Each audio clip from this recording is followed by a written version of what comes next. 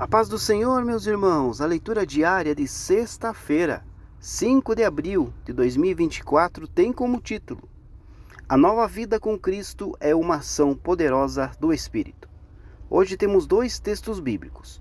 O primeiro encontra-se no Evangelho de João, capítulo 16, do versículo 7 ao versículo 11, que diz assim: Todavia, digo-vos a verdade, que vos convém que eu vá, porque se eu não for, o Consolador não virá a vós.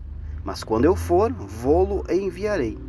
E quando ele vier, convencerá o mundo do pecado e da justiça e do juízo. Do pecado, porque não crê em mim. Da justiça, porque vou para meu Pai e não me vereis mais. E do juízo, porque já o príncipe deste mundo está julgado. E também o texto hoje encontra-se na carta de Paulo aos Romanos, capítulo 8, do versículo 5 ao versículo 7, que diz assim: Porque os que são segundo a carne inclinam-se para as coisas da carne, mas os que são do Espírito, para as coisas do Espírito. Porque a inclinação da carne é a morte, mas a inclinação do Espírito é vida e paz.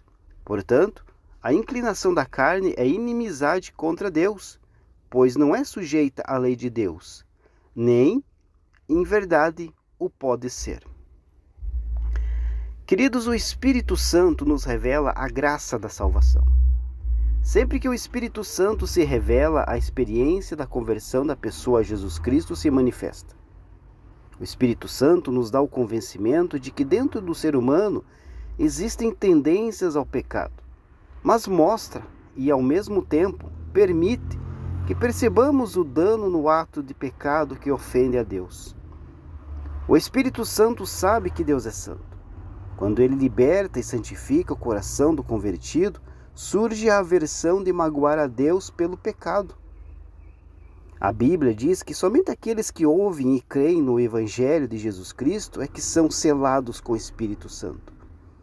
O selo é uma marca oficial de identificação. O crente é salvo, redimido e justificado pelos méritos de Cristo e regenerado e santificado pelo Espírito Santo. De fato, é propriedade do Senhor, conforme está em 1 Pedro capítulo 2, versículo 9. Portanto, queridos, a comunhão com o Espírito Santo é a base do relacionamento dos crentes na Igreja de Jesus. Evidentemente, este é um aspecto da natureza da Igreja. A Igreja do Novo Testamento vivia pelo testemunho, serviço e comunhão.